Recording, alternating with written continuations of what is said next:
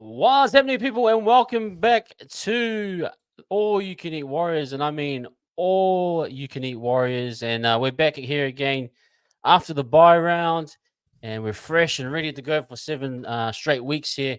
My man Ash, how you doing, brother? How you been? You recovered? You feeling well? You feeling refreshed? Definitely, bro. Definitely. You know, the roller coaster ride took a little bit of a break for a week and that for us, but it's time to get back into it, bro. We've got massive games coming up this week. Obviously, the Origin on Wednesday, and then our mighty Warriors, hopefully back on a winning streak to start off with against Canberra this weekend. So really excited for that one, my brother. How's it back in NZ, bro? How's it in NZ at the moment? It's cold as hell over in here in Brisbane. Yeah, it's cold, man. I mean, it's you have the sunny days. There's a few sunny days last week, but yeah, it's back to rain and cloud and a bit of cold today. So yeah, man. Otherwise, bro, it's it's that time of year. And yeah, guys, we've got a big show tonight. A decent sized show, as much as you can after a bye. But obviously some news come out of camp, Warriors camp. But yeah, talk through the team list, talk through combined 17, and a little bit of Origin at the end. Ashes is going to be at the game with the man Brody. So the Down Unders boys will be down under, at the Origins. So, but excited for you boys. Should be a good time. So anyway, my man, yeah, let's everyone in the chat, big up everyone. Greg Hook, Jono, Georgie Todd, Daniel Berry. Yes, shout out Daniel. And actually, Daniel, I look closer at your logo, and it's actually a Lakers. Okay. So he's a Lakers fan. That's the most info he'll give us. He hasn't told us where he's from. He just says probably hi. American, bro. Maybe he's American. He's probably an American. Up the Bulls, baby. Chicago, Up baby, all day. And Dean Colhane, welcome in. Mo, welcome in as well. Everyone, appreciate you guys.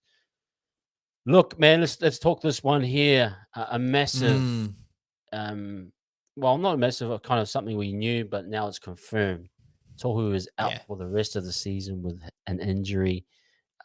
He's getting his surgery, I think it was today or within the last couple of days. Out for the rest of the season, due to come back 2025. I suppose it's a sad moment to see our captain go down and out that way, and to kind of not be able to finish off the season and close it out and leave his imprint on the game. But what's your thoughts, Ash? What do you make of obviously the injury and also everything surrounding it and his season so far? What can we say about it?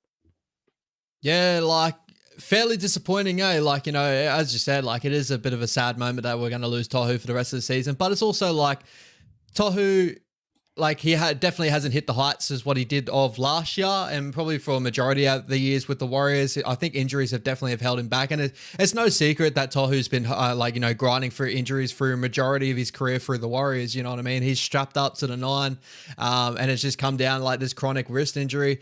I think there's a little bit of everything going on here. I think obviously his form hasn't been up to he hasn't been up to Tohu standards, but like it's probably good that we can rest players like this and just say like, listen, mate, like we need you if we do make finals. If there's no, like he's obviously gone for the season, but even coming to next year, like get him fresh and ready to go. He's someone you want to keep around the club because his experience and his leadership still great for us. But obviously at the moment he's just underperforming due to injuries. He's carrying so many injuries, bro. Like he's strapped up every sort of week, bro. Like, what's your thoughts over the top of your head? Like, you've kind of noticed that like, having Tohu in the lineup, the starting 13, I think, you were sort of pointing out very early on that like Dylan Walker, it's just a different look there. Like, the foot speed from the middle helps us get through a lot of work. Where Tohu, just injury wise, he's holding us back just a touch. Hopefully this like rejuvenates him for next year. What's your thoughts there? Yeah, I think like we could tell throughout pretty much as the season progressed that he just physically wasn't up to it a lot of those games. We know that the Tohu we saw last year was sharper, crisper, physically dominant. I've always felt actually Tohu was a player last year that in tackles and that he was actually really part of a big created a big front, and he is actually a big body and big front type player. And I just don't think we got to see that type of Tohu this year, unfortunately. So if if this means he comes back refreshed, probably in a different role next year, probably move forward with Dylan Walker starting, and then whether he has a reduced role off the bench, or still want him around, obviously. But we're starting to see the likes of Aleka Halasima, these other young guys probably will slowly get the nod over him as he kind of has. I'd say last year, if they're going to push him through, he'd probably be his last year. But if anything, get him healthy. If it means he's going to be back to his potential best, then I'm all for that. But it's a shame how it's kind of ended up, and you just wish that it goes well with recovery. And just going to quickly pull up my mate Jimmy's question here. Do you think Webby told Tohu he's not needed this season, like either saying we don't think we'll win or that they don't think he's what they need? What's your thoughts on that, Ash? Do you think there was a word from Webby to say, hey, maybe the season's not going as we planned it would? Or hey, like, we'll give you a break. You've been playing through injury. Have a break. What's your thoughts process around that? There's a couple of thoughts that, like, off the top of that, is like, I don't think Webby would be saying that like the season's kind of gone for us or like that sort of stuff. But like, I think there is a little bit of like him learning, from SJ carrying injuries, playing through injuries, and the form he's going through, and then Tohu playing through injuries. And obviously we've had our better games when everyone's looking full strength from what we know. They've run out their full strength and they've played their full game. I possibly just think that he's just trying to like hold him back now from that, and just like, it's come to a point now where I think Webby's learned that to win games of football in this new age of rugby league, like this new age of NRL, everyone has to be there, like close to full strength as like best they could. It's not the type of ways of playing through injuries anymore, playing for adversity like that, because more times than not, you're going to hold your boys back. So the wording would be slightly different. I would say that, like, I think he's doing the best for Tohu Harris for his longevity in his career, whether he's going to play on next year or however long he'll play on for. Because as we said before, we want Tohu to be there for as long as possible. But I also do think there is truth to it, to where it's like it is kind of holding the team back just a touch. You playing through injury, we probably need you to be back healthy and fresh. I wouldn't say that he thinks our season's dead and gone or anything like that, but that's where I'm sort of thinking of it. More sort of fact of like, Tohu, we need it for the best of you, but for the best of you as well would be the best for us. You know what I mean? At the moment, that's just the way the situation we're in. So that's sort of where I'm thinking about it, bro. What's your thoughts on that at all? Yeah, I think so too. I think I can see some people in the chat saying like, it's time to get fully recovered. GT saying that.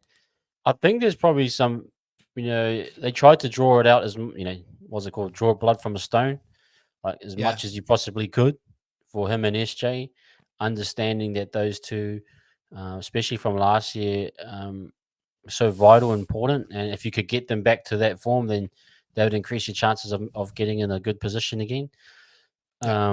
But we saw, the transition from Tohu to Dylan Walker and how much improvement we found. And the team just looks a little bit different. And likewise with Tamaide over an injured SJ, just looks sharper and quicker. And that unit actually is clicking quite well. So I think it's a little bit of like riding the hot hand, but at the same time addressing and saying, hey, man, get the rest that you need. We've asked a lot of you, and I think it's the same with the Sean situation. Like we've asked a ton of you guys. Now it's at the point where like, rest up now. So that's kind of probably similar to you a little bit in terms of my processing of it. Do you think that like we'll put it in the nicest terms possible. Would you say this is like the start of like maybe limiting his minutes? Like, we were talking about mid-season. Obviously, Webby had limited his minutes for a majority of that part, playing him off the bench and stuff. But do you think that's definitely Tohu's new role? Like, it's hard to say him getting back fully healthy to see where he's in the team. But do you reckon for his career, maybe being more so towards the end of his career, we'll start to see more of Tohu just be a leader off the bench and that sort of stuff? Or what's your thoughts there? Yeah, I'd say so. I mean, the thing will be like, how good can these guys come up and make an impact? The Leka Halasimas, the Sifakulas, and does that work rate, like probably for me, balancing work rate and experience? How important is work rate? And if Tohu's work rate completely drops off, then you're going to go with a young, more youthful player, even though he's less experienced. But if he can maintain a decent work rate with the experience that he has, and again, I know we've talked about ball playing and that it doesn't always need to be through the lock position. No. You can move it, and they might adjust that position itself in terms of how they play the ball through the middle. But it's nice to have him there as an option. Yeah. But again, comes back to his ultimate work rate, body, and able to it's a grind, man. 27 rounds. 24 games. It's an absolute grind. The amount of work these guys put themselves through to do this year in, year out. It takes its toll, but I think there's probably a discussion they should have definitely in the off season. But you don't, if those young pups are coming through and they're like, if they're doing good 50, 60 minutes, consistent tackling, work rate's high, then you're probably going to say he's going to sit at the end of the bench. But I don't want to lose him right now as we're transitioning those guys. You're not saying chuck Tohu out to the dogs. You're just saying we need his involvement still, but to a lesser degree. And so reduced minutes, I'll ultimately say that would be the case, bro. Yep. Yeah. And then like the back on top of that too, like, we are coming towards the end of the season now of, we're probably going to run home with Dylan Walker's at 13. How do you feel about having Dylan Walker there that, has had injury problems throughout his career? Even you saw the start of this season, had some niggles. He's been carrying niggles as well. Still playing a great football. Like he's still incredible there. But, we're probably one man now down as well. That rotation probably freshens up Dylan as much as he can. He's probably going to have to play longer minutes for that middle. Like, we're probably going to drop back. You got Kalani going, stuff like that to come up there, but we're not going to have that same piece of a Tohu Harris or a Dylan Walker. Like, are we holding ourselves thin in that lock position now with all this stuff going on? Like, what's your thoughts there as well? Like, do you feel comfortable with Dylan Walker playing a longer minute role in that 13 role for the rest of the season? I don't. I still think he's great in patches, and I don't think he should play 80 minutes. But that was always my question. If that is going to be the style of play with a ball playing lock, who's the natural replacement for Tohu after Walker? And I suppose we've discussed that and we've said, oh, well, you might just change the whole structure of how they play. But that they haven't actually addressed that. Like Tohu's been in the back of our heads since last year for a lot of us, but we still haven't adjusted or made a person to come up. Now you talk Sifakula, and we've talked about Sifakula more being in the middle, but essentially that role, it doesn't, like, I think I agree with you, the role doesn't have to be set in stone. It can be anyone, but you need someone that's skillful enough, like a Walker and what Tohu was at least last year, to like pick the right moments when to do it and when not to do it. Tohu's only fault, I suppose, this year has been just the slowness of it, the speed of it. But he's still smart to know when to play short. We saw some of the tries he was putting on last year, the short balls to add in, everything. He was, cutting it up.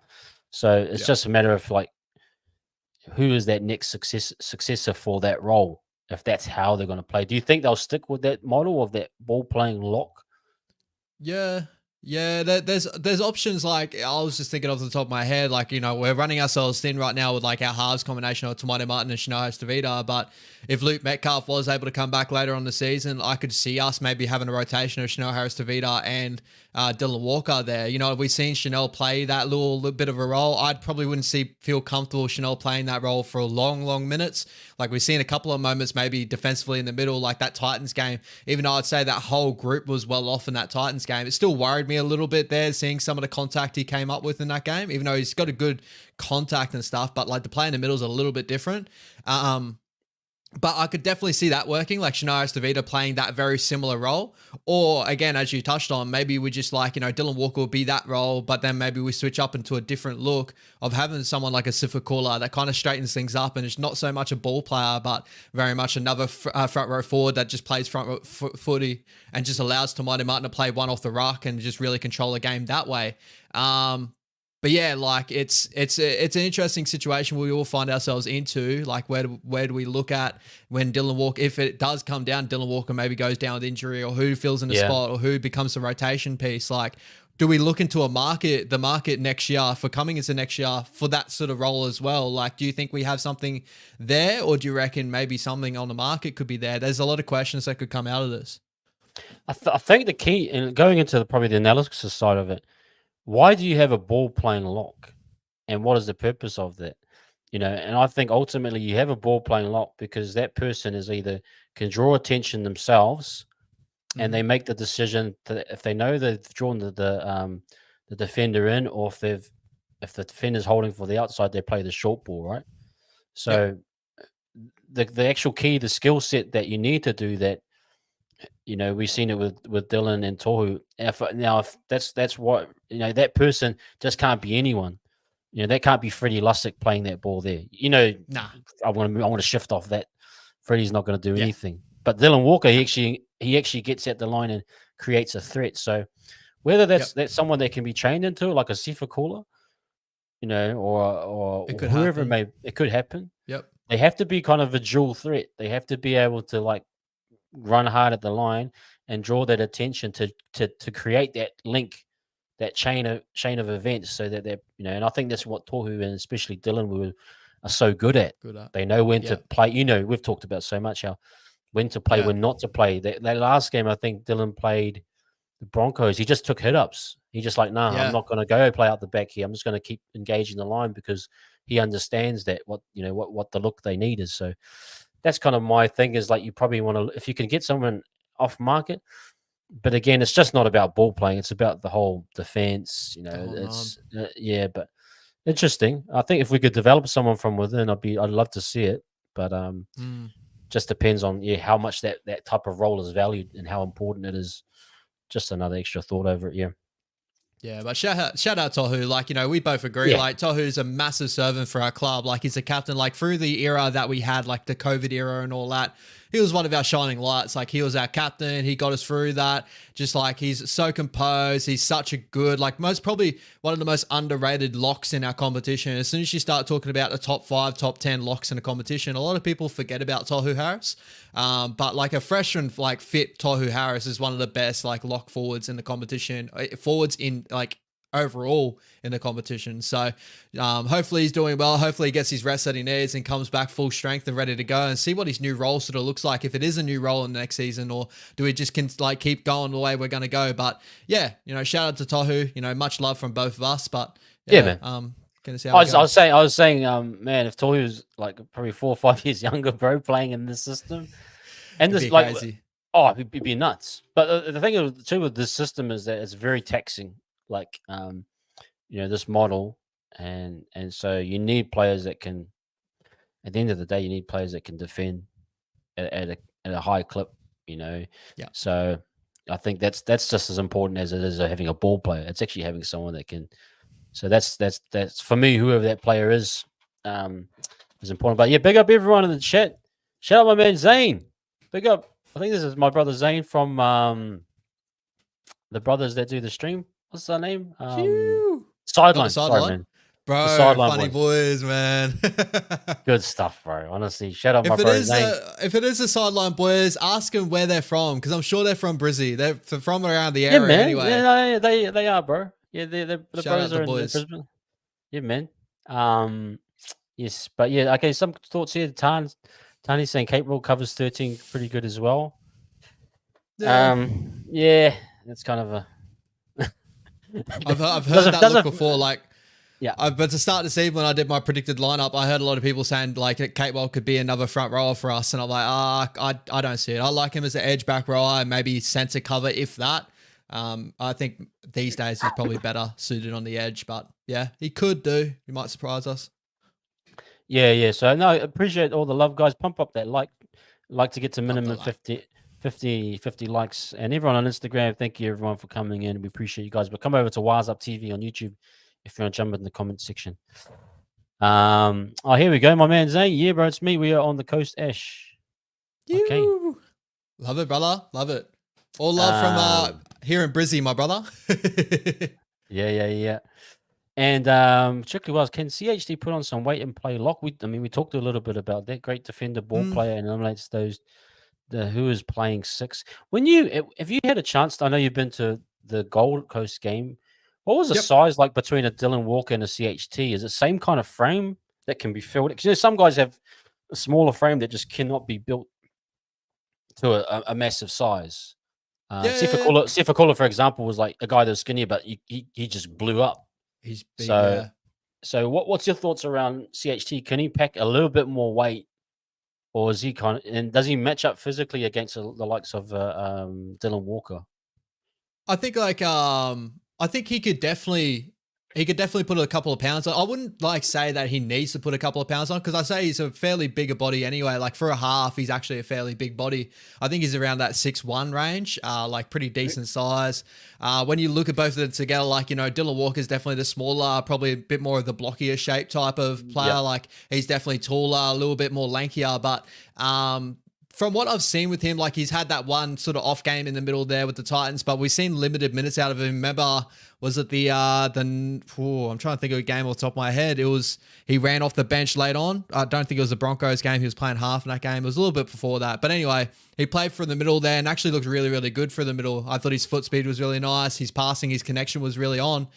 I think, for me, as long as he can hold himself defensively, I understand the weight sort of thing, but I think that he can do himself, technique-wise, if he's able to do it. We're starting to see the competition fall into smaller front rowers. See the Doggies, they got one of the smallest front rowers in the competition, but defensively, they hold in really, really tight. You look at Bailey Hayward and Reed Money in the middle, they're not the biggest bodies ever, but they still get through the work. So I'm sure he'll do the work if that is the role for him, if that is able to happen. Ash, are you keen to jump on stream sometime? Shout out from Zane, my man. Absolutely, I'd love to, brother. I'd love to. We'll have to hit you up sometime. I'll travel to Goldie for you, boys. Let's make that happen, man. Let's make that happen. Absolutely. Okay, my man. I think that's some good discussion, guys. This is a good one while we're here talking kind of future. What do you guys reckon our 4-pack will look like in 5 years? Sifakula, Laban, Halasima, Fisher, Harris. 5 years. That's a long. What's that? 2028? Yeah. Was that 20? Yeah. So if you're looking at 5 years, and I know you've watched a lot of the Cup boys. Prediction wise, who do you think will be that kind of? If you could pick a few of them, who is it that will stand? They'll go the distance and become part of that Warriors front row or back or forward pack that will lead us into the next kind of generation. Who are you thinking? I'd say number 1 and 2 for me is Sifakula and Halasima for sure. I think those names have been thrown out a lot. I think Laban will be around about there. I still need to see a little bit more from Laban. I know he's got the athletic ability and all that. I just need to see a lot of consistency out of him, but he's a good footballer, so I can definitely see that. One that I see that's kind of he's not really showing himself so much in Cup a lot lately, but I think that's due to injuries. He's come back with a little bit of size on him, but Tanner Smith is someone that I'm really high on, and I've really thought that in a future, he would probably be one of our captains for later on. I'd hopefully would hold on to Mitch Barnett for another couple of seasons there, to 2027 and stuff. So hopefully around those years, we'll have a lot of Mitch Barnett and Fisher Harris to start the front row, and then those other boys can come off the bench. But Sifakula, Alasima, Laban, as you named, Tanner Smith, and even someone like Tony Tupanua that's been stepping up a lot lately. I've really enjoyed a lot of his work. Off the top of my head, I think they're definitely the boys. Mayu, right? Mayu? Oh, yeah, definitely. Yeah, I thought I was missing someone. Big Zion. Yeah, for sure, Zion will definitely be thereabouts. That Crosby, yep. Crosby's really, really good as well. He's got a lot of speed to him as well. Me and Warriorholic were talking about him, and I think he's got an 11-second 100-meter or something. It was some crazy stat, bro. He's a quick, big boy, so excited for his future as well. But we definitely got a whole lot of good juniors that can step up. It's just whether, what gets pinched away from us, what do we keep around the club. Yeah. But those seem to be the boys, I think, at the moment. I just want to chuck this out there, like kind of another thought. Would you think it'd be worth to throw some money at Willison to bring him home? Would you actually Yeah. consider that as actually like? I know we had a chat last night, and it was like talking about, oh no, don't bring anyone in. We've got the young fellas here to build a team around for the next 5 years. But I was still thinking, man, if you get an opportunity at a premier talent like a Willison, I'd still give it a crack. Even with the guys like that we've got, and like you said, some might move on, but I do think that's still like an option if you can do it. Would you consider that, or do you think trust in the young guys to come through all of that? If we got the opportunity of Xavier, 100% I'll bring him over. I still think that we are probably at a stage now where we can look at our juniors and bringing them through together as a group. I think they're good enough to step up in that level. But if there's any names on the market that I wouldn't sniff at, like, I wouldn't sneeze at, would be like Xavier Willison is definitely one of them. Griffin Neem is another one. Griffin would be like, if he comes to it, I love Griffin Neem. I think he's got a ton of potential. Obviously, Leo Thompson, but the Knights probably won't let that guy go for anything because he's looks like their future with Saifides leaving and that. But everything else on the market, like for me, what I was thinking of when we were talking about that lock battle, Aaron Clark, someone that's been away from the club for a little bit, bringing him back home would be really cool. I don't think it'd be a long-term sort of play, but he'd be a good play to have there, very similar to a Dylan Walker or a Jazzy Tavanga type. But I don't think we would do that. But from what I hear, he'd love to come back home. So Aaron would be great, man. Maybe he could be go. He'd be I awesome. know Aaron would be awesome, mate. Yeah. He'd be awesome, bro. Aaron, I just love Aaron, and he has that affinity with the club, but yeah, man. Okay, so that's good chat, guys, and appreciate everyone in the thing. We'll get into this team list. We haven't got anything to really reflect on. I actually maybe I'll ask you, how are you feeling about this run of games? Yep. I just said I felt a little bit sad over the weekend. And I got into maybe a sad thought that we're not going to make the 8. I know that's bad, but where are you at in terms of your confidence level in us to make the run here? Yeah, it's kind of like, it goes either way. I could look at the run home. I think we got a fairly good run home to where we can make it happen. Like I've done that many ladder predictions and stuff. And guys, I just want to shout out to everyone. If anyone's doing the NRL.com ladder prediction, unfortunately they don't add in the buy points. I done about 6 of them before our buy last week, and it didn't add in any of our buy points for a run home. So it put us outside the 8, even though we can come to a point, bro. I've done it before where I think because we have that draw, if we get 12 wins, we got an opportunity to slide just inside the 8, but 13 is the magic number everyone's coming to. I think the only games I'm really big, worried about, where I've circled as a loss definitely is probably 4 Pines, mainly at 4 Pines. Yeah, I always see. For me, that's a tough one overall. The other 2 that could be swing is Dolphins at Suncorp, or definitely the last game where it's the Sharkies at PointsBet, depending on how the Sharkies are running out by the end of the season. But I really do think we have the team, and from what I've seen with Tamade Martin and Shanaris Tavita and the halves and a lot of our good moments, we were incredible against the Dogs, just really unfortunate to come away with the injuries and not finishing a lot of the abilities. Our kicking game was definitely off in that game, but if we continue with the same intent in that game, we should win more games than we are, you know what I mean? So I'm fairly confident we can get it done. But yeah, it's going to be a tough slog, bro. Honestly, I'll probably sit us around that 9 range, but hopefully just in the 8. Yeah, I actually, it's cool, man. I feel it as well. Hey, everyone on Instagram, Luke Adams, if you're on there, jump over here onto Wise Up TV on YouTube. I know you got some cordial there and some questions. Hard to balance the two, and unfortunately, the streaming software doesn't bring over that information to us here on the. But come over to Wise Up TV and we can help answer your questions there, brother. Okay, my man. Yeah, so okay, I respect that. I mean, let's get into this team list right now. Anyway, look, man, this is an exciting, kind of refreshing team list. We'll go through it. So the backs, we've got fullback Tane Tuopiki. On the wings, we've got Dallins back from his HIA, and Rogers on the left wing. And I know a lot of people in the chat have been asking for him to be put in the wing, and now we're getting it. And Leia Toa at right centre, and Pompey at left centre. So that's actually exciting. We'll get to that soon. Chanel and Tamari is great. I think just continue to build that partnership, that combination. That should be good. Aiden, Wade Egan, and Mitch Barnett in your front row. quick thought. We'll get into it, but Mitchie B will back up. You think? It's going to be tight depending on how many minutes he gets through an Origin. If there's an injury and he probably plays like over probably about 50, 60, I'll probably say it's going to be a tough slog. But if he probably plays 40 of the best, I reckon he can definitely bounce back.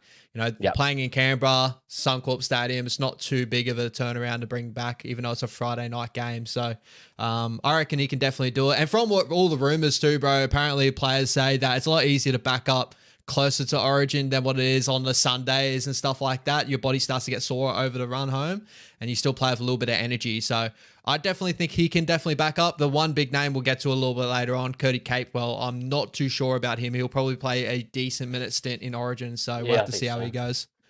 Yeah, I agree with that. Millard and Capewell at the moment probably be forward, I'd imagine, come up. Dylan Walker. And then you get the bench at the moment. It's Freddie Lussick, Jackson Ford, Jazz Tavanga, Leka Halasima. Which is great. Leka, great to see him in there after what we saw against the Bulldogs. Let's get to the first. Go back up the list to the fullback position. Tane, you excited to see Tane back? Is he the right call for you to start over likes of an RTS?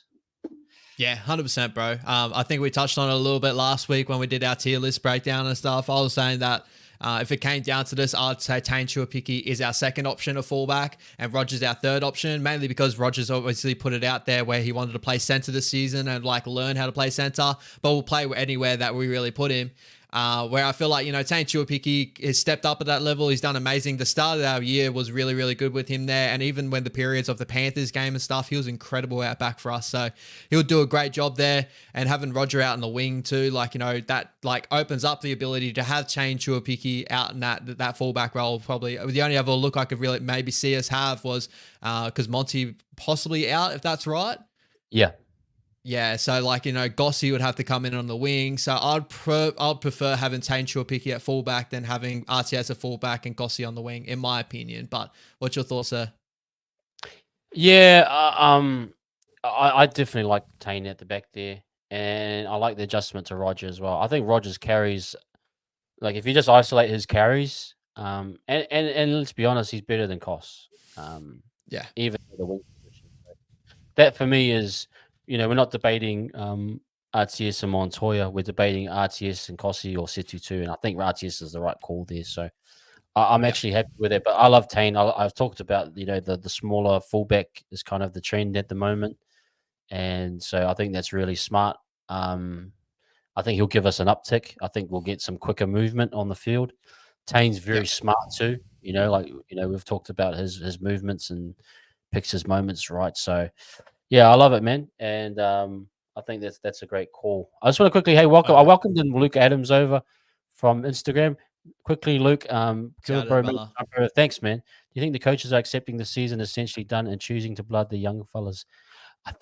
Just quickly, I don't think so. I think they want to make a push, but I think they've come to a breaking point with some of the guys like Tohu and SJ. It just was untenable. Injuries. They just couldn't play any longer. No. As much as they wanted to kind of mask and hide that, they just couldn't. So I don't think there's any accepting. I think Webby, he's a coach that wants to be successful, and you don't want to waste a season. But at the same time, I'm sure they've evaluated guys like Leka and said, "Nah, they're ready for the call up," and they've had to wait. They've had to wait a long time for some of these guys. They've had to wait a year and a half for some of these guys to come through. But they pulled the pin. They probably played it on the very safe side. Hey, do you think so, Ash? They played super, so. Pulling blood out of a stone pretty much to make sure that Tohu couldn't play. And it's untenable. So, But thank you for jumping over, Luke. Man, we appreciate you. We definitely appreciate. Yeah, we appreciate you coming over. Okay, back. So let's talk Leia Toa a little bit, man. Every game that he's played, he's another guy that for me, I talked about Leka popping on the screen. Leia Toa is another one that just jumps out. He just has this thing about him. How has he been in Cup? But also, how do you think he'll go? And does he hold this position? Does he hold it solid now until a Berry comes back? What's your thought process? Yeah, I think he's on his second or third game back from injury at Cup. the first game I got to see him properly in cup was the Doggies game. And to be fair, like the Doggies game, like we were completely outclassed there in cup. Like the boys just didn't turn up. They got blown out fairly well. He had a couple of really poor defensive movements, so it had me worried of like whether he came back a little bit too early, whether he's like, he was puffing a lot too. So fitness wise, he was trying to get himself back in check. He didn't play last week in the Eels game. From just seeing like, everything going on there. I accidentally missed that one. So I'll have to go back and really check on how those boys went there. But there was no, Ali in that game. I'm excited to see him in this game though, because he every time we've seen him in first grade, he stepped up to the plate. He's definitely one of our higher potential type backline players that we have at the club at the moment. We've seen a lot out of him in the trials, very similar to like a Jesse Ramian type, a big tackle breaking ability, solid defensively. Every time he stepped up into first grade defensively, he's actually been fairly solid. The first game with the Raiders, that was his debut game, and Jared Croker's 300th game, really stepped up and played amazing in that game against a 300 gamer in like Jared Croker. So he's got the ability in that. Just hopefully fitness wise, he's back up to plate, because as I said, he's only a couple of games back off injury. So hopefully he's all good and ready to go for this one. Yeah, man. He's an exciting talent. Like, again, just a guy that just looks natural. Has he been more on the right center or left center? And what is his preferred side? What's your thoughts on that? He can play both sides from what I've seen. So the Doggies game that I saw in Cup, he was playing on the left side from memory.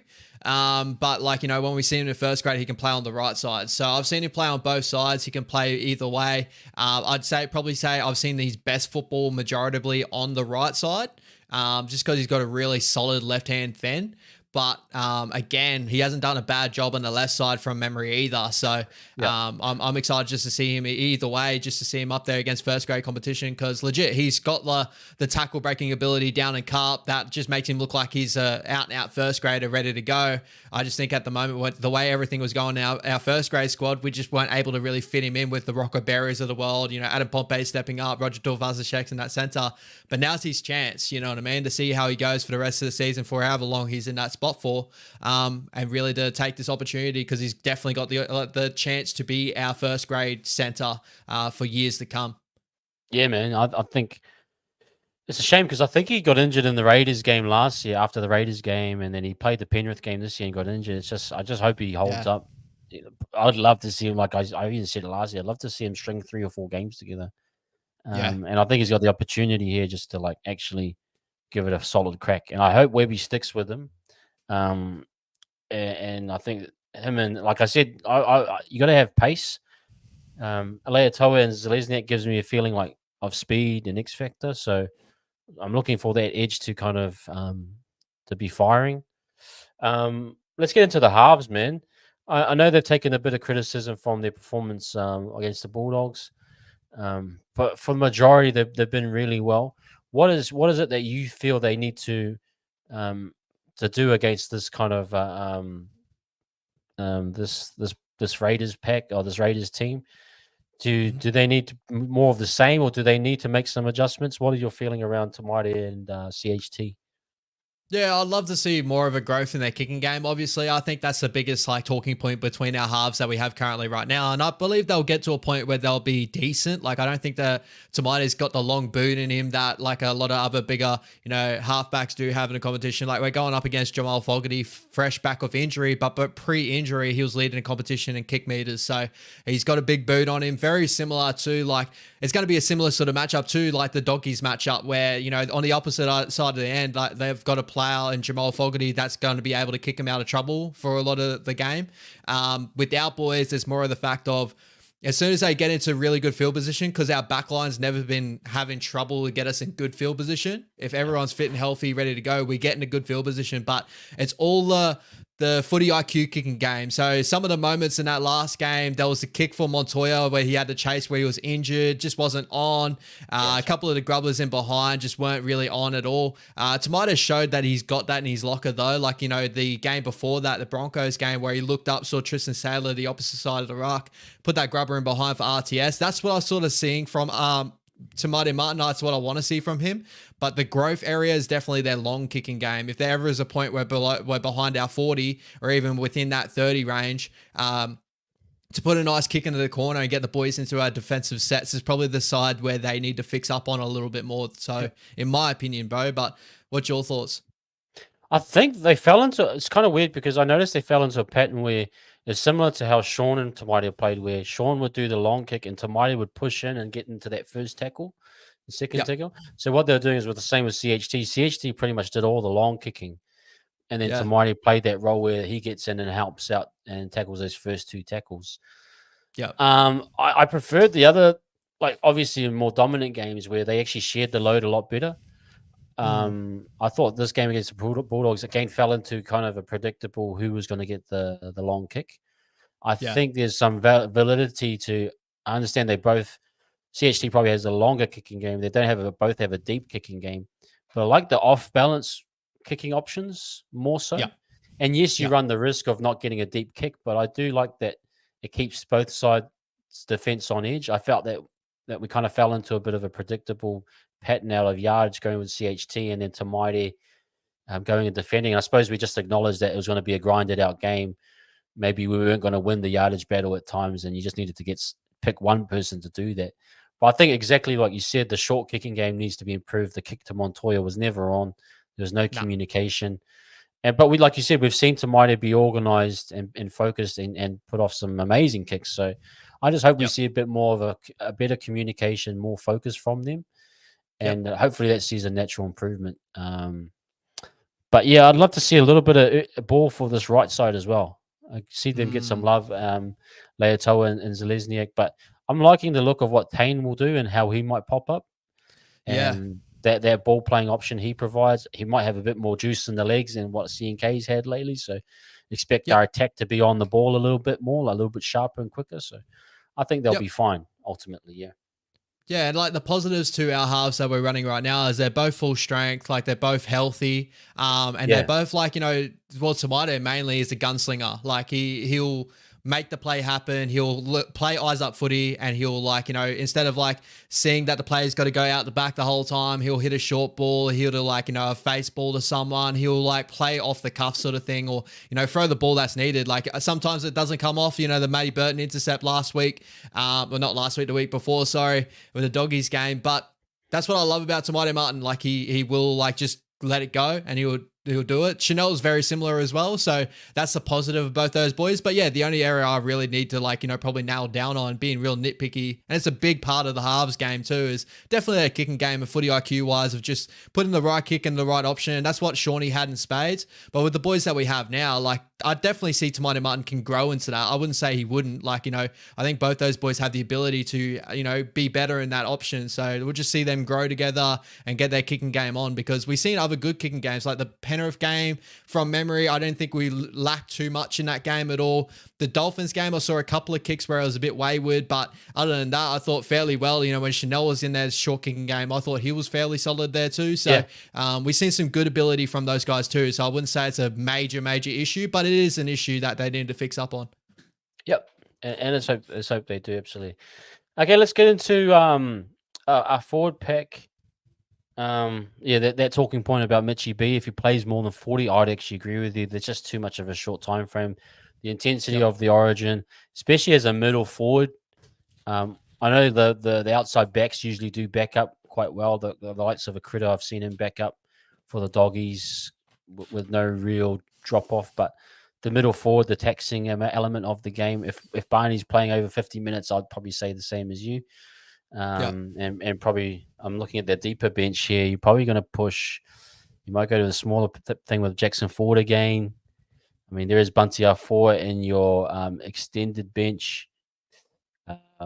So there's some options there. But what are you expecting from them coming up against Tapine and Papali? And I haven't been watching much of them, but just the names themselves, they still hold weight, no doubt. What's your thoughts? Yeah, Josh has got well, because he's coming to more so towards the end of his career than the start of it. Like, he's got a solid 30 in him now. Like, he'll like go out there. He's an experienced piece in the middle. But the one you got to worry about, like the biggest name on that list, you got to have Joseph Tarpane. Like, you've seen it with the Kiwi boys, in the Pacific Championships. Like, he's an absolute juggernaut in the middle when he gets going and that. One thing that he's like left in his locker this season is that offload game. And we've been fairly good this season of limiting those offloads from a lot of teams playing second phase football. It's when the Raiders play well, like is when they start offloading the ball a bit. They've stopped that a little bit this season, but we just know his tackle breakability. He can bounce off a couple of tackles, go sideways a little bit, but really make something happen out of nothing. He's their main piece to that side. That is the big worry, obviously. But I think if Ads is ready to go, he's got like everything ready to go. I reckon Ads can take it to Joseph Tarpane for sure. And if we got Mitchell Barnett there, like he's our hitman. He's the guy that like knows that he's going to be the big name to circle, and he will try and take it to him. That's whether he plays a good solid, 40 or whatever. But if he's not there, I'm sure that Tom Ale will probably come in, or a Bunty or Far. And I'm sure one of those boys can do a job there too, but it will be more so on Adam Fanor-Blake to really limit probably Joseph Tarpane in the middle, which is the bigger option that I'm worried about in this game, in my opinion, from the Raiders side. Yeah, Tarpane has been beast. And Pups is still solid, but yeah, I think we just need to be, again, I said that, the performance that the forwards have made in the last two games, like the stiffness of the defense, like if we can continue to pull those performances out from a middle's perspective, I think we can do well. So yeah, I'd love, Barnett, mate, just all those Payne Haas, all you boys get on top of those dirty cane toads, man. Get the job done quick. Let's get in and out. Get Barney fresh. Get him down to Canberra on Friday. Ain't gonna happen, baby. Nick Man, Barney plays 80. Barney plays 80. So I hope for the Warriors, bro. I hope for the Warriors he doesn't. But like, I think it's going to be a slog in Origin. So to be fair, they've got other forwards in there in the Origin arena. Like, Cam Murray will probably play longer minutes. Gerbo, if it is a bit more of a grindy fest, I think he's going to get more minutes in this game.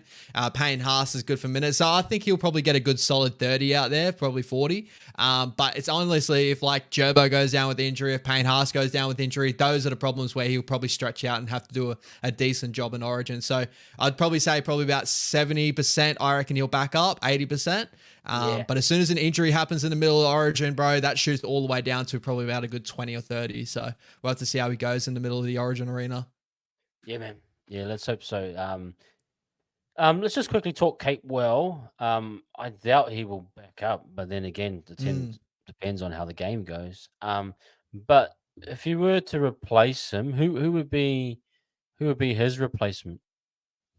I'd say, from like what I've seen of Webby this season, I reckon Jackson Ford will probably be the guy to replace him more so than not. But then again, who knows? Maybe like, Webby's completely flipped that aspect of him now where he's just gone, I've seen Jackson Ford in the middle. I see him more so as a middle now. But there was like periods there in that Doggies game, he was defending on an edge again. Like, he was pushed out there. So I think Jackson Ford's probably the safe bet. But it would be good to see someone like Lecker probably play some decent minutes out there, but I just probably wouldn't see it just yet. I think it's probably the safer way to go is just to, let these younger boys just ease their way into first grade. Let's not just chuck them there for 80-minute game and, hopefully, not come away with a couple of errors that a lot of fans will look at him and go, maybe he wasn't as good as what we thought before. Like, we got to think that aspect too. So Jackson Ford's probably the option for me. Is there also an option that these guys could come off the bench? Do you think that Capewell could come on off the bench, technically? For sure, bro. For sure. That definitely is an option so, to that. I mean, same for Mitchie B. It could be that Ford starts or whatever and Mitch comes on. I'm just putting it out there. I don't know if anyone's thought of it, if that's an option there. But, yeah. Great option. Sure. But let's just say they are out. So, yeah, we'll go forward there. Jumping to our bench, Freddie Lussick. We'll talk about a replacement for Ford, Tavanga and Leka Alasima. We'll talk just quickly that say that Ford starts. Who's replacing Ford on the bench for you from the reserves that we currently have? I would probably say I would love to see if it's coming off the bench, probably Tom Ale. Even though I've seen Bunty do a great job off the bench lately too. But I think Bunty's been shown now to be more of probably a piece back down in New South Wales Cup, bringing up all the younger boys and bleeding all that experience down in the younger grades. But if Bunty was there too, bro, I wouldn't be like that far off. Like, I think Bunty does a great job off the bench as well. So out of the two, you know what? I'll shift that. I'm going to say Bunty Afoa will probably come in more so as our experience piece. But for me, if you want a strike player off the bench, Tom Ale is probably more of that foot speed through the middle, the explosive carry. So it's really out of those two, in my opinion. So what's your thoughts? Who do you reckon? Who are you swaying to? I'll probably sway more to Bunty at the moment. Just for as a safety net for our middles a little bit more. I prefer him as a kind of a middleman. But I think Lecker is that pure impact type guy. I see him as a Spencer Lenu, like the way he plays. I think we found our impact guy for the rest of the season. Like I really do.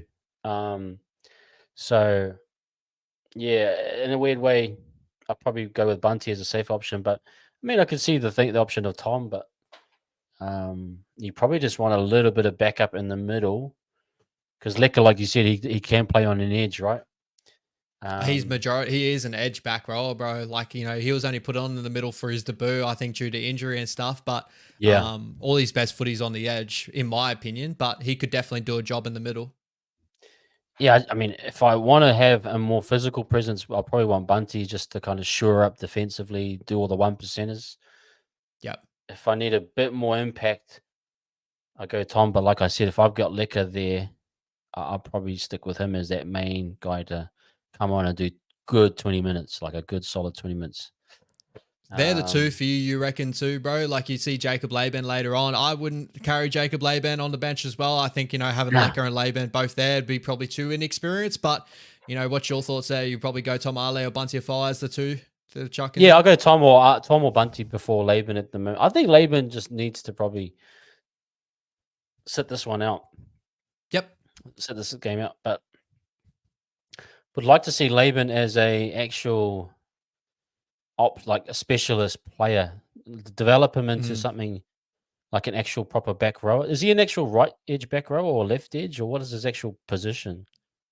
So when he was coming up through the grade, I was actually seeing him more so on the right. Like I think with the Dolphins when we were in like late end of COVID where he played on the Dolphins, he was a right side edge back rower from memory. And then when he came up the first grade, I was really surprised when he got chucked on the left-hand side. That was when he got like beat by Tanner Boyd and that. I was like really surprised he was on that side because the majority of like the tape I've seen of him, he's been on the right side. But even like just naming him, as I said, I didn't get to watch the Eels game in Cup, but I saw that we made a massive comeback. It's been noted that he came in as a prop. He started as prop, but that could have been wrong. So whether we did maybe play him through the middle, if there's anyone on that actually got to watch a game at a weekend, guys, let us know in the comment section. He's got a big enough body to do that, but I'd probably say like, yeah, he could play left or right side edge back row if we could really fill in something like that. But I just don't think he'll be that guy just yet. Yeah. I mean, I'd like to see a guy like him get specialized in a certain part of the field. Like use him as if he's like the apprentice to Morata. Like let him work in that role. I appreciate Webby that he moves pieces around, but I still love the specialist element of each position. Oh, 100%. Like, you know, and I think maybe it's good. I actually don't know. I'm not a coach or anything, but maybe it's good that these guys play in all across the park and learn what each role is. But at some point you want guys to like say just really settle in a certain role. But that's just my thought process. But at the moment in his progress, I just sit him out for a while. Lecker's like pop, like honestly, Lecker's just come onto the scene and let him. It's his time to shine, and he's shining bright, man. He can't stop him right now. He took the shine from solid, the brother, bro. He's solid, bro. But I think like out of the two of them, it's just the two different mentalities. Like just watching from Lecker and Cup and like Laban and Cup. Like the reason why I had Lecker over Laban was more of the fact of like Lecker just has that like, wouldn't say ego, but he's got that confidence in him. He's got the aggression to him to where whether he was going to jump up or not, he was going to seize that opportunity. Where Laban, from everything I've seen him, you even saw him with the fight. He copped two on the chin from Horsburgh and just like laughed at him. But he's got that real mellow sort of like, I'm going to go out, I'll do a job. Like he's a great footballer. He's got a ton of talent. I'm not taking anything away from that. But if I'm looking at guys that are going to impress people straight away, and like really grab that opportunity, Lecker has that in spades due to his aggression, the way he runs the football. He's a bit more explosive, where Laban's like, you know, I'm a cruisy guy. He's like a Adam Bombay. So you know what I mean? They're very similar, like characteristics. Yeah. Yep. No, I think that's probably about right there, man.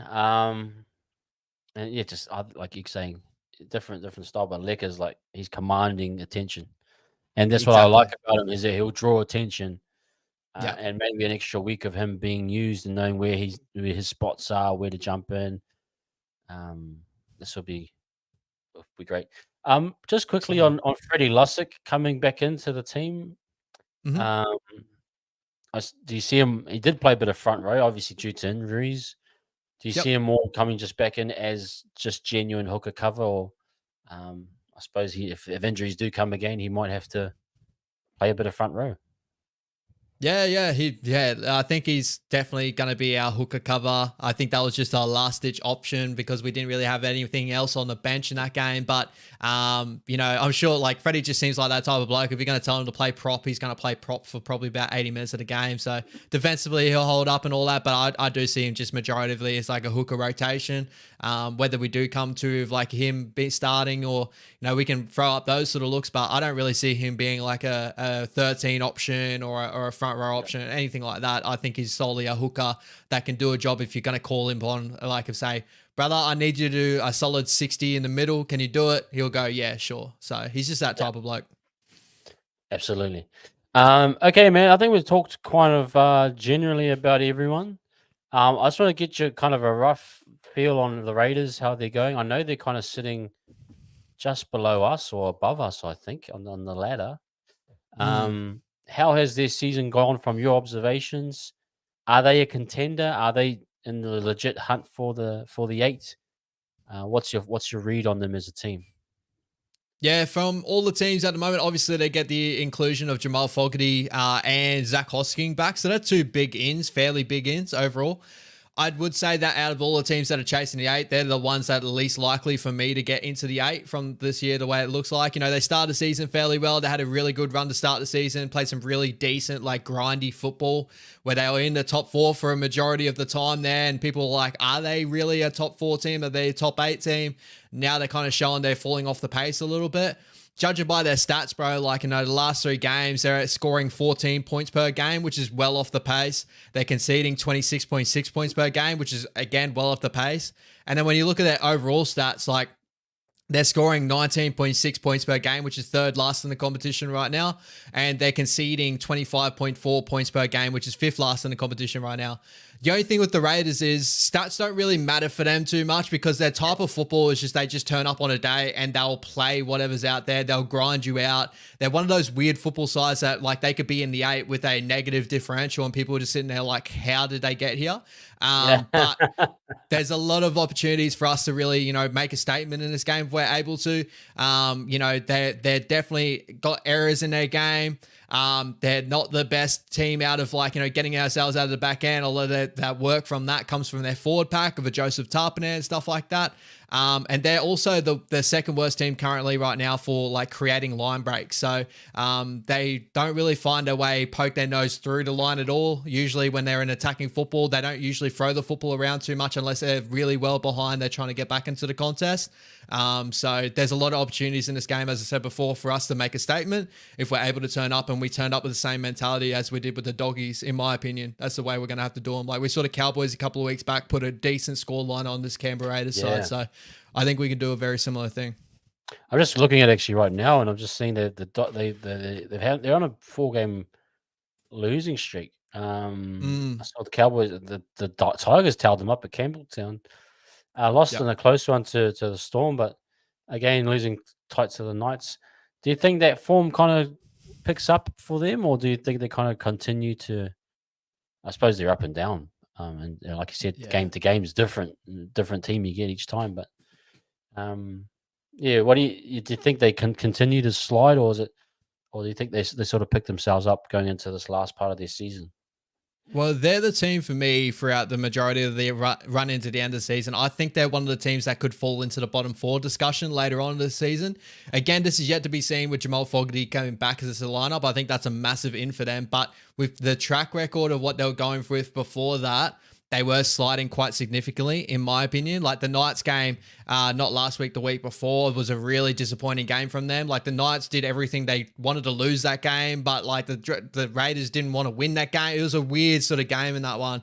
And looking at their run home, like they got the Panthers, they got the Roosters later on, they got the Cowboys, they got the Seagulls, so like decent run home, like, you know, the Doggies as well.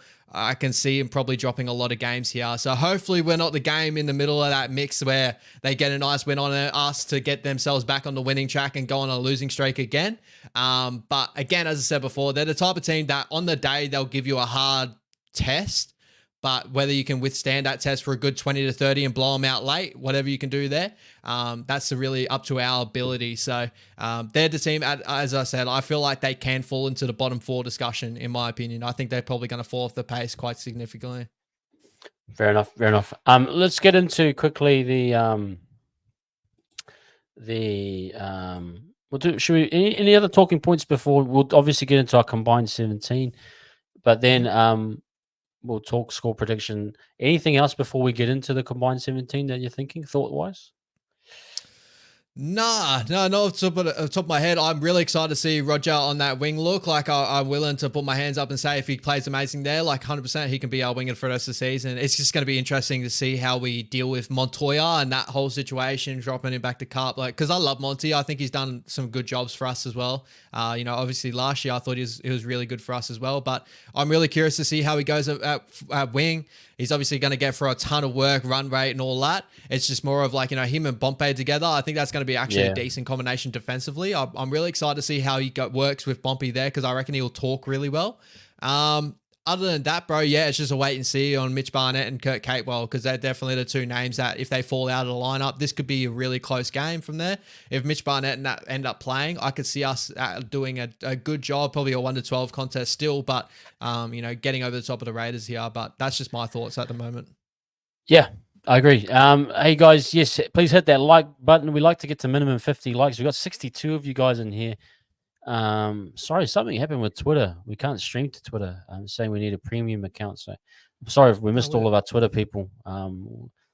StreamYard is failing us. Not providing a service that we pay for. But anyway, and yes, 10 p.m. on Friday is a late one. But guys, yeah, I will be here for watch along. Ash has got some important stuff he needs to do. You got a big week, bro, and you massive week, bro.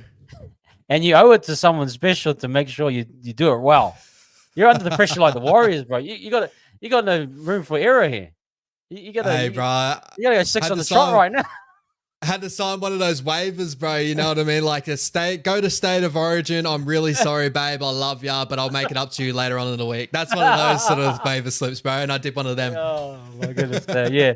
You're with me, guys. Anyway, on Friday night and tomorrow night too. We'll do a watch along for Origin. Anytime I'm watching footy, you can pretty much find me on YouTube and doing a watch along. Okay, man, let's get into this combined 17. Let's start as we do to the top. Let me share the screen right now, if you don't mind, just switching up our. Got you, my brother. Thank you, my friend. Okay, here we go with our combined 17. At fullback, man, KO Weeks versus Tane 2-0 Picky. My natural gut wants to go with the KO based on, you know, the highlight package that he is, the speed that the guy has. He's an absolute freak of an athlete and of a player. And so naturally I probably would go with the KO, although I do love Tane's game as well. And I think there'll be a good battle, those two actually going at it. Who can win that yardage battle? Who can win the positional play? Who can chime in and make a difference? But what's your read on between KO and Tane? Yeah, I think like KO's been a lot better since going to the Raiders. I think he's definitely stepped up. He was very inconsistent at the Manly Seagulls, never really got a proper opportunity, but I think the biggest thing he has is speed, in my opinion. So like I sort of still sway the way of Tane Tuapiki. I think Tuapiki is a lot better in a playmaking role. Like, we saw KO Weeks. He's probably got a better kicking game as in playing in that 7. Really surprised me. His kicking game was fairly decent. But other than that, I don't really rate his like playmaking sort of ability as much as what probably a lot of other people do. I think speeds, he's definitely his biggest asset. And that's one thing we lack in our side. But everything else in Tane, I think Tane probably handles contact a little bit better, in my opinion. For even like, around about a smaller body, I think Tane's always in the contest, where I think I've seen KO Weeks majority like go missing a lot of times. KO's very, highlight reel, up and down sort of player, where I think Tane Tuapiki is the type of guy that will like poke his nose through he won't really find himself out of the contest at all. So I sway the way of Tane Tuapiki just due to the work rate of Tane Tuapiki. That's just my opinion though. I think the highlight ability is on KO, but I think the work rate is on Tane Tuapiki. Yeah, I mean, I always do favor your opinion because I know you watch both of them, both players and both teams really well. I like Tane as well. Yeah, I'll probably stick with you, but it's a big shout to what's his name, Weeks, because he is a bit of a freak athlete, but he is. I trust your judgment on that, absolutely. Okay, now this one, Dallin versus, would it be Savage? I think Savage is playing on the right way. Our right side, and I'd say that Xavier Savage plays on the left side. So left side, sorry. Right side would be Jordan Rapana. Very good. I would say Dallin. You're gonna go Dell there, yeah. Yep. I don't think. And there's not anything on Geordie though. There's not anything on Geordie though. Yeah, I don't think Geordie's been like, I don't think George's been anything. He's just at that point of his career. You know what I mean? George tries hard every week, but it's just that time. And that's the one thing I love about Geordie though, bro, is he tries hard every week. He's always been around the contest, but he has some big errors in him as well that could really cost the team a game. He has the big moments and he has the lows. He's the highs and the lows of Jordan. Timoko, I think, is on the right side versus Leia Togitogitau. Man, that's a good little battle. It's not they're not battling each other, I'd imagine. It's more, but you got to go Timoko there just based off of his pedigree and everything he's done. But man, Ali in a few years, in a year's time or 2 years' time, we might say something different. So. I think the best thing with Tomoko is very much what we were hoping Solomon Nakata would turn out to be. He's so solid, bro. He's like solid in contact, tackle breakability. Pompey's going to have a decent challenge on his hand there because he's like tackle breakability is strong. But what I love is like we got RTS there on that side as well. So I'm sure RTS will end up helping out there. But yeah, he's going to be definitely a guy we got to handle on that edge.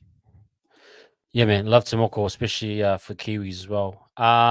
Seb Chris versus Pompey. I haven't watched much of Seb Chris. Seb Chris is kind of a decent player, not a great player. Hey, sorry, full pack, my man Jimmy. I hate to talk about my cousin Jordan. Shut up, brother. No, we love Jordy, bro. That's my bro, Jimmy's cousin from down the line. Sorry, brother. Pomp. I haven't watched much of Seb Chris, but I'm loving Pompey. I'm probably going Pomps on this one. But Seb's a solid player. I'll sway the way with Pompey with you, bro. But I like Seb Chris. He's got a lot of potential, big body. He could play fullback at a pinch too. He gets, again, another one of those players that tries really, really hard, but yet to really string together a ton of really amazing games. You know what I mean? To put him up in that contest where I think Pompey's so like steady performer. Like he'll always a 7 out of 10 every game. Like he's always very, very solid. So that's where I'll have him. Okay, Xavier Savage versus Tuivasa Shek. I'm going Savage, but I know Savage can be a bit hit and miss at times, but his speed and his style of play. What do you think, man? I would still go RTS. I think RTS offers so much more. Yeah. like Xavier Savage has got the speed, and I've loved what Xavier Savage is adding to his game now, where he's doing the 1%ers in his game. But again, he's still that guy that like he's gonna have like some of the big errors in him. Like in the future, he's gonna be an absolute superstar. Like again, like if we're looking at our team, like we could use an Xavier Savage on one of our wings really for like the speed that he has to burn, but people forget the other things that he lacks there too. Like he does have a lot of decent errors in his game. Defensively, like he's still kind of like, being a smaller body, finds himself lacking. Had a decent effort on Adam Fanor-Blake when we played him early on in the season. Like there's the little things he's adding into his game. But still, I think RTS, the experience, the work rate he's going to have, RTS would run for a good 200 from that winger position. The tackle breakability, I've got that all swaying the way of RTS. The only thing I haven't got RTS way is speed. That's the only thing. You think Savage, does Savage not have the yardage game that RTS has? That's exactly it. That's exactly it. I'd just give them both balance on errors. Like I think aerial errors. I actually interested to see RTS under the high ball. I'm curious on that. Frequent high ball, because we saw the error against the Bulldogs, but that's been there and thereabouts. But defensively, yeah, I mean, I'm happy with RTS there too. But I just do want to kind of give Savage just a balance on the error element, because I think RTS has been getting a pass for some of the errors that he's made at times. 100%. Let's get in the halves. So best two halves here. Tamaide for us, Chanel, Fogarty, and Strange. From when I've watched Strange, he's been really, again, kind of game-breaking. He's wiry, but speedy. He pops up everywhere. He might be a really good 5'8". Maybe he wins a spot for me. Fogarty is kind of that decent, got a good kicking game, stays solid. Is he better than Tamaide currently, based on both their current forms? I don't know. I haven't watched enough, but I'd probably go Strange in one of the positions. What would you go? It's tough because, like, I would say, like, the two halves, like, names I would put together was Fogarty and Tamaide Martin. But, like, it's very similar to Sean Johnson and Tamaide Martin. I don't know if that would work out in the football field the way, like, we're kind of thinking about our side. Right, but like if I'm throwing two names on the paper, I love Ethan Strange. He's going to have a massive future in the game. He's still got a ways to grow. Reminds me so much of Jack Whiten in that position. He's got an amazing running game. His effort's all there. Defensively, one-on-one he can hit, but his reads can be a little bit off. So he's still learning that position still, but he's definitely a talent for the future. And Chanel Harris-Tavita, like, if I had Strange and Chanel, I'd have Chanel at the moment, but Strange would be really close to like jumping Chanel. Then it's up to Jamal Fogarty and Tamaide Martin. So for me, those are the two. Because Jamal Fogarty, his kicking game's really underrated, bro. Like he's got a really solid kicking game on him. Really solid, yeah. Yep. And is he better? Is he better at goal line attack than Tamaide? Because I know Tamaide, he's had 12 assists. So that's where I'm at with Tamaide Martin. Yeah. Yep. That's where it's at. It's like Tamaide would be that gunslinger that will put him over the line. Jamal Fogarty would be that place kicker to get us into good field position through his kicking game. So that's where I'm sort of looking at this one too. So I'd go Jamal Fogarty and Tamaide Martin. Let's go TMM and Fogarty. Absolutely. Okay. So on paper, that looks great. But as I said before, bro, just judging on how our lineup has looked with that, doesn't really work. But yeah, I see that working. Yeah, we see that working as well. Okay, let's get into the front row. Look, Pups and Tups versus Fanor-Blake and Mitchie B. I think you gotta give Tups a spot there. I mean, for me as a Kiwis player, but then Mitchie B's. You go Mitchie B and Tups. Do you go override AFB? I think AFB like gets this pass every week, but I don't know. Where's that? Okay, let's compare Tapine to AFB. Is he having a better season than AFB? Not right now, no. No. It's tough to say. Like, statistically, no. But, like, it's tough, bro. It's tough because it's two different situations. Like, I've seen some really poor performances from ads where I feel like Joseph Tapine hasn't had a proper, really poor performance this season. He's always been up around that 8 range every game. Even though his team's been going poor for the last how many games, he's still been sort of the shining light for them. It's tough, bro, because ads is a complete juggernaut when he's on. That's the whole thing. And Mitch Barnett's probably been our best, like probably one of the best middle forwards in the competition this season. So I agree. I probably would go Joseph Tapine and Mitch Barnett, in my opinion. Yeah, it's weird because I know I rate Tubbs right up there. But if you're going to go on the performance where they're currently at, but let's for the sake of it go for Tubbs and Barnett. That's not a Yep. bad front row right there, bro. No way, bro. Like in terms of actual the quality of those two. That's probably the first time ads hasn't made it, but we just want to try something different tonight. He Yeah, might I'd find his actually way go. on the bench, huh? Yeah, we end up doing those ones on the bench ones. But bro, Tarpin and Barnett, frick, that'd be just as mean a lineup as anything. Oh, 100, bro. 100. Love that. Yeah. Okay, Egan versus Starling. How has Starling been, bro? I mean, I know he's a good, solid kind of hooker. He's been in and out on the top. I know he plays a lot of, I suppose, off the bench sometimes. Now he's in a starting role.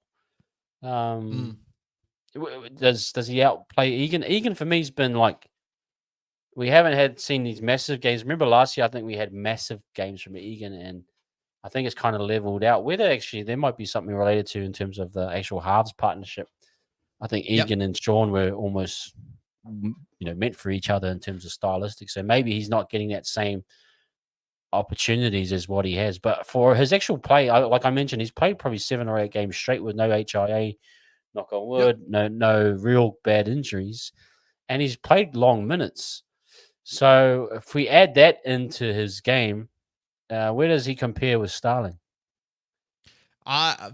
This is the thing with the Raiders. They've been struggling to fill this number 9 position ever since Josh Hodgson gone. And even then, Tom Starling's a good, solid pair. He's probably more suited to come off the bench, in my opinion. I just don't like him as a full starting number 9. That's why they got the rotation of him and Danny Levi. They're still trying to figure out that rotation. So I still would have Wade Egan out by quite a length. I think defensively, Wade Egan probably steps up a little bit more than Tommy Starling. Being a smaller body in the middle, like I know a lot of people say, obviously Wade's tackle tech probably needs to change, getting his head out of the way a little bit, that sort of thing. But out of the two, Wade will tackle for a good 50 odd when he needs to and get through a decent amount of work, where Tom Starling will probably miss about half that. So in my opinion, I'm going to go Wade Egan, deception from the ruck, all the other things that tie in. Tom Starling, just good speed out of dummy half, and that's probably what he offers, is very like a Damien Cook from Timu. Damien Cook from Wish, in my opinion. Oh, I love it. Damien Cook from Warehouse. Everyone gets the bargain. Nice. Okay, well, let's go into the back row here. Hudson Young. Is he playing on the left, Hudson? Hutto is a left side edge back row, yep. So he'll be up either against Capewell or Ford. Let's say Ford for sake of just understanding that Capewell's probably not going to play. Probably go Hudson Young. He's recently played Origin. Is his form still looking good? I haven't watched him much lately, but do you go with Young over a Ford or a Capewell? I probably would just have Hutto ahead. I'm more of the fact of I think Hutto's attacking ability is a little bit higher than Kurt Capewell. He'll come out with the game-winning try, the grubber in behind and chase. He's one of those off-the-cuff sort of attacking players. You just give him the ball and he'll do something with it. Defensively, I think it's actually a closer competition than what people actually think it is. Hutto will miss a good 5 tackles a game, 4 tackles a game on one of his worst nights and stuff. He can have some really off nights defensively. So I would sway the way of Hudson Young, bro. I'll just say it away. I'm mainly on the attacking ability, but yeah, as I said, it's a lot closer than what probably people actually think, even though that Hutto's touched the Origin stage with the Blues before that, and a lot of people are looking at Capewell going, but out of the two, it's a lot closer than what people think, in my opinion. Yeah, that's a good shout. Okay, Whitehead versus Marata. Kind of a tough one. Different kind of style. I mean, Whitehead's more of an 80-minute type guy. I know he's a captain as well. He's kind of. I love what Marata does. Just a different style is type one. And which one do you kind of pick and choose? I suppose. I mean, I love Marata. I'll pick Marata, but do you think Whitehead wins that one? Maybe. Nah, I would stay the way of Murata Niokore, but like, again, I just want to touch on like Elliot Whitehead's been really, really solid for the Raiders. Probably one of their better with Joseph Tarpanese and stuff like that for the recent weeks when they've been on a downslide. He's been the one guy that's been trying every sort of week. Like I'm thinking back to the Manly Seagulls game where he was the difference in that game. He changed the game with his intercept, his big moments in defense. And even like the other week against the Knights, he had a couple of really big moments there too in that game. I think he caused an error with Kalen Ponga at one point. I think he had an intercept in that game as well. Like he pops up in big moments. He's one of those sort of players, but he is more so towards the end of his career. So I would go Murata Niokore because he's probably more so like the start to middle part of his career, probably around his prime, where Elliot's done amazing for what he has. But yeah, I'd go Murata at the moment. Cool. And then Morgan Smithies versus Dylan Walker. I'd probably go Dylan Walker there. Yeah, I'll definitely go Dylan Walker. More on the attacking side of things. I think Smitty's defensively is an incredible piece, bro. He'll get for a ton of work for him. He's just that reminds me a lot of defensively, I'd say probably like a Paul Gallen type. Like he'll just get for a ton of work that end, but like in the attacking side of things, he hasn't got an offload in him. Very up and down, just an old school English, like front row forward, middle forward, you know what I mean? Defensively sound, up and down. Yeah, but Dylan Walker for me, bro. Absolutely. Okay, let's bring up the bench because we're going to change that. We're obviously going to bring out Jackson Ford. We pushed him up technically. We're going to bring in. I think we agree Bunty are 4, eh? Yes. Yep. Okay, so let's go Levi, Trey Mooney, Ata Mariota, Zach Hosking, Freddie Lussick, Jackson 4. Bunty are 4, Jazz Tavanga, Leka Halasima. Probably as there's two obviously hookers here, interchangeable hookers. Yep. Danny Levi versus Freddie Lussick. Would you go with Danny Levi? I still love Danny's game. But Lussick holds some weight in terms of maybe just consistency or reliability. How's Danny been going from what you've seen?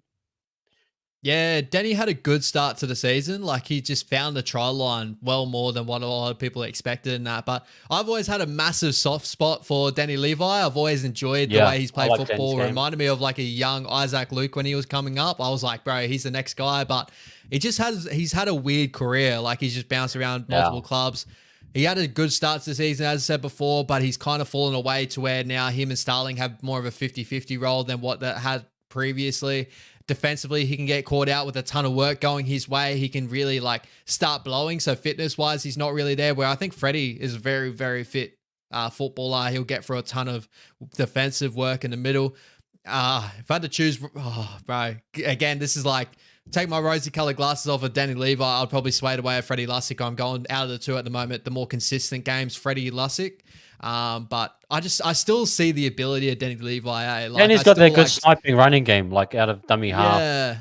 Whereas Freddie's more your service, solid, consistent type player. Okay, that's good discussion. So we'll go Freddie. You go Freddie, and then you build your bench. So Zach Hosking, I heard he's just come back from injury. Zach's a great player. He has. Great player. At the same time, would you chuck him in there over a Bunty or a Jazz or a Leka Halasima? So you'd have Freddie as your first guy in there. Yeah. So we'll put Freddie in there. Freddie is our first one. I think Zach Hoskins has got to be there for me. Hoskins is just good, even though he's come back from injuries. I reckon he's a great player, man. Good, just high work rate. A great player. He's the type of guy that could have held out Elliot Whitehead from his position. Even that period where they had both of them, he was holding out Elliot Whitehead from memory for that position. Is he the successor? Is he the successor to Whitehead? Yeah, most likely. Yeah, kind of. 100%. Yeah. Now, outside of the other ones, like I've got a massive rap over. I like Ata Mariota. I think he's a solid footballer. Trey Mooney still got a little bit ways to go because I had a lot of hype on him when he was coming up through the grades. He kicked on a little bit, but now he's a little bit he's more of just a middle forward that get through his work. So I'd probably have Jazzy Tavanga ahead of him. So I think Jazzy's got to find his spot there. Yeah, Jazzy's been playing really well. And then it's out of Ata Mariota and Leka Lasima.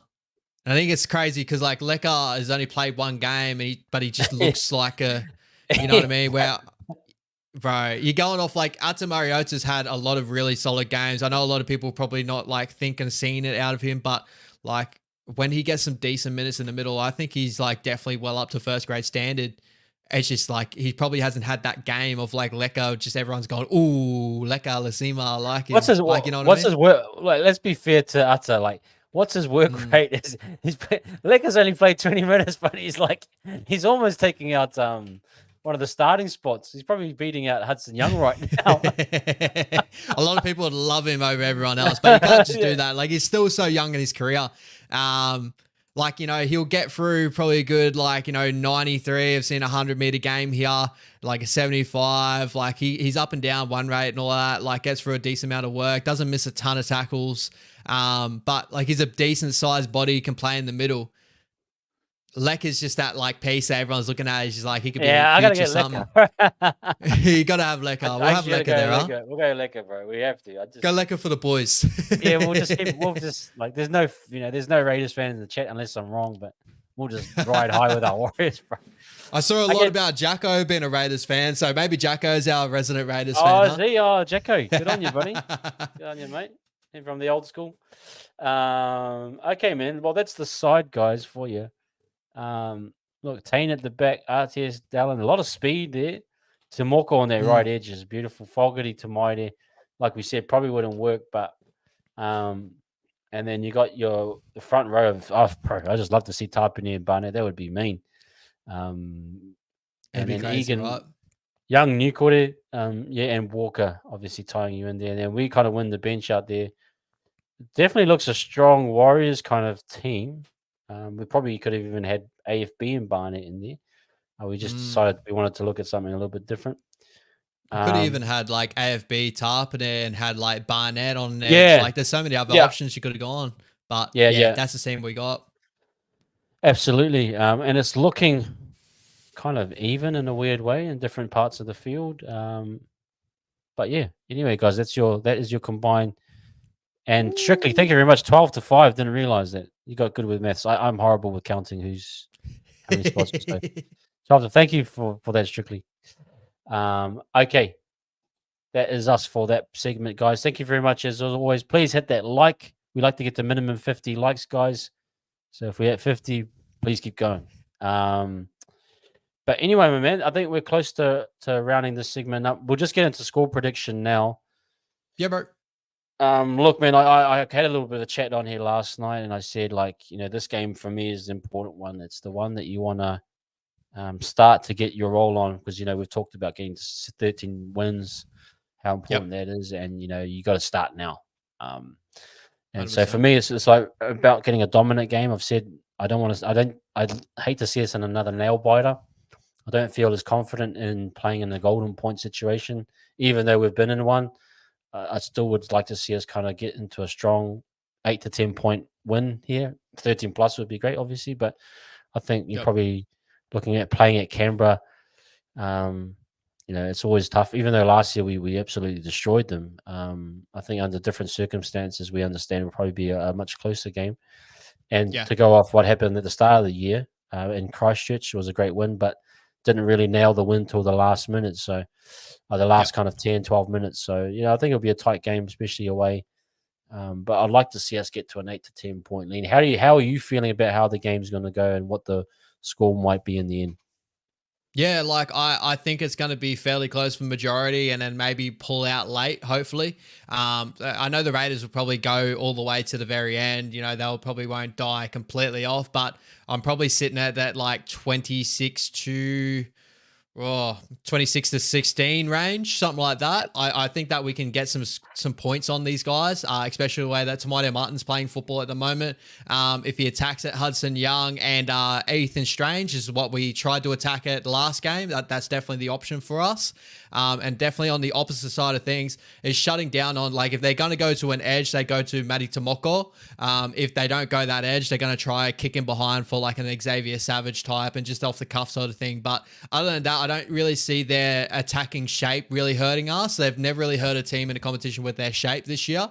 But it's more of the fact of, like, when we get into good field position, Tamani Martin pulling the right strings, and I think we can come out with a decent 1-12 win. I wouldn't say 13 plus. Like, I think it's a confident 1-12 win, but I don't think it's going to go blow out the 13 plus. I think that we're just not there yet, but it needs to be a win. Like, that's exactly what we're talking about. We need to start the roll on now, and it starts with the Raiders. If we can't get over the Raiders, I strongly think that we're probably not going to make the 8 by the end of this year. This is the first one to really go, all right, this is where it's at or where it's not at. So, I think about 26-16, I think I said before. I'm going to stick with that. I think that's where we're at. Yeah, and it just goes to that point as well. Like, I think Barnett actually has to play in this one. I kind of feel you, like, when AFB's in there by himself, it kind of can go either way. Yeah, I like 100%. the security of Bitchy's, like, leadership, and especially now that Tohu's kind of out of the picture. We need him in this game in some form or fashion to kind of, keep everyone kind of locked in. I'm sure they've been talking about that, but for me, it's a massive game. Like, I think this game is the one that sets up everything to go on a roll. And I've said, if you go get these next 3 games on a row, that will set you up to go for a final push to get to those 3 other games. So I think it's really, really, really important. But in saying that, man, like, ladder wise, and we shouldn't be as fans, we can look at the ladder, but the players, they shouldn't really care. But a lot of those teams that are above us right now in that minus differential. So if we can peg a few points on, like, if we can get a 20-point lead or something, a win, that helps to, we get above the Raiders, we get above the Knights who are minus 81, we get it above the Dragons who are minus 56. So those are the teams who are really trying to outpoint, and so I'm thinking it's important, man. It's important to get a good, strong win. So exactly. Yeah, my man. That's great chat, bro. Hey, remember an hour and a half. Hey, appreciate that. Let's just quickly, good chat, guys. Guys, hit that like and subscribe. I know things said we might be about 5 away. 5 of you can just jump on there quickly, hit that like. Helps with that nice. That algorithm. Absolutely. So let's just quickly talk a little bit of Origin, man. I know you're going to the game. Is this your first Origin game you've attended, or have you been to more before? Nah, this is my first one, but I've always wanted to go. But I don't come from very rich places, so when I was little and all, I never got the opportunities and that. But I'm so happy that I've given myself the opportunity now to be able to go to it. Me and my best mate Brody, as you guys know, it's gonna be mad fun, bro. Like, Brody there, obviously New South Wales fan, me being a Queensland fan, and this is gonna be a cracker, bro. I really do feel it. I know a lot of New South Wales are very high and really excited for this one after the big dominant victory in game 2. But as a Maroon fan, I've seen this happen before, but I just really want to see it happen again. You know what I mean? That's the thing, is putting a lot of trust in the history, where you guys are putting a lot of trust in the present. And it happens a lot, but this is what Origin is, you know what I mean? That's what I'm excited. It's the folklore, it's the history, it's the coming together. You're willing to break history now, and we're willing to continue on the history of the Maroons doing exactly the same thing as what we've been doing for a long time. But excited, bro. I'm so excited. I think that Caxton's going to go off, and hopefully it's going to be good kick-ons after the game and not sad kick-ons after the game. Yeah, everything will be glass houses after that if it doesn't work out. Gordy's been wound up by Madge. Madge has done it. Bro, you got to give Madge a little bit of credit here. He's gotten into the psyche. Mm-hmm. He's been good for Origin, Madge. And look, the numbers say you probably go Queensland based off of history and all that. But you got a good feeling about this New South Wales side. Yeah. But I said, I think this will be the game of the match. Yes, they got a dominant win against them in Melbourne, but it's clean slates, bro. It means nothing. You have to rebuild this, and pardon me. So yeah, I think it'll be a great game. We'll be here, guys, for the watch along. I'll be on here. Ash will be at the game, bro. But what's your score prediction, bro? What's your thoughts on how the game will go? So I'm trying to think of what I said on last Wednesday, but I think it was a 20-14 game. I think it's going to be like a 6-point game, something like that. I think it's going to come to like maybe a last try or something like that. It's going to be really, really close in my opinion. I think that it's going to be a grind. Like, I think that Billy will be sitting down with Lindsay Collins, Ruben Cotter, Paddy Carrigan, all the boys in the middle and saying, this is what they've been saying about you all week, saying you guys have got bullied, you guys are soft. Like, you know, how are they going to contend with all your forwards that he got coming through that seem to poke their nose through the hole? Like, those sort of things, you know what I mean? You guys make up so much crap, man, like to get some motivation. You guys are like Michael Jordan when he like, he looked at me the wrong way, so that means he hates me. I'm going to, like, man, you guys do forget. You guys do forget, apparently the game was built on New South Wales Rugby League, right? That's where it all started from. We've always been the underdogs. You got the big media team that all come around and say all these big things. It's been happening for years. But I'm really excited, bro, because that's the biggest thing. I think Billy's going to go to those guys and say, it's your game to step up now and show everyone what yous are. And I don't think they'll have another game like they did last time where they were falling off tackles. I think they're going to really stick to them. I think the kicking game's really going to become the big thing. So it's Mitchell Moses versus DCE, and Benny Hunt's going to be the little sly one there, the little secret weapon that we got. That's where I see it. You got a Benny Hunt charge down again. It's a repeat of 2024. But I'm excited for KP, bro. I really am. Like, I'm worried for KP, but excited. Hopefully he gets through the game unscathed, but he can be the game changer as well. That's the big thing for him. It's a high risk, high reward. So, in my opinion. Yeah, I think so. Like, you'll live and die by that decision, right, to go with KP. And I think Madge obviously gone with that more traditional size thing and expecting that his guys will get the, win the yardage and physical battle like they did in game 2. But these things can flip themselves on the head, man. Yeah. And I still think someone, I think, made a great point about, the bloke guys actually pointed out the line breaks are still in favor of Queensland, despite the Blues winning. So it's like, I know they can score from anywhere. So if it sticks, bro, expect a 12-point lead early. And that's where I think New South Wales can find themselves trouble, because in the past, what happens usually is Queensland will get out to an early start or whatever, and then or get a decent lead, and they'll just suffocate them on the goal line. And that's been the Achilles heel. We haven't been able to get points. So this will be interesting to see how, that battle, if Queensland get out quickly, then, can they repel that goal line defense, which has usually been really good. But we'll have to find out. I'm excited, bro. I'm excited. Hopefully the referees stay out of this one, as everyone's saying, all that sort of stuff. Hopefully all that, but hopefully we come in as underdogs. Nah, man, shut up, man. You guys, as I said before, you guys should be loving Queensland more than New South Wales if you really think about it. New South Wales own the competition. They got all the big clubs in the competition. We've always just been the little state that are trying our hardest. That's just us. Always trying to find a reason to be motivated. No, hey, bro. Enjoy it, my man, with the bro Brody. Will do, my brother. Fun, man. And I know you got some beautiful things you got to do with your beautiful wife, and enjoy the rest of your weekend. We'll probably see you whenever you get back, and I no doubt you'll have a review video. Guys, check that out when it drops. But yeah, I'll be here on the watch along tomorrow night. Come and hang out with me for 2 hours, and then we're gonna do watch along for the Raiders as well. So come along to that, guys. Be good to have your support. Appreciate you guys as always. But we'll leave it there, Brandon. Anything else from you? So Levon's going to play Where's Wally Wednesday night with old Ash. I said, I think I'm 2 rows back from the goal line, my brother. So hopefully, as I said to you before, Benny Hunt, goal to try to win the game right in front of us. I'm going to jump over that 3rd row, give him a massive hug, and I'll shout to the camera, "Wise up TV, baby." That's where we're at. This is what's happening. Crichton's got to intercept, man. He's going to go all the way this time. Oh man, I can't wait. I can't wait for this game. It's gonna be, it's gonna be a great game. But yeah, man, we'll see you. We'll see you when we see you. But yeah, expect that drop from Ash. So after the game, and hopefully after a dub, man. And no doubt we'll be feeling pretty good. But enjoy, bro. Enjoy your time at Origin. We'll catch you guys later. Give us a like, guys. Subscribe. All of that jazz.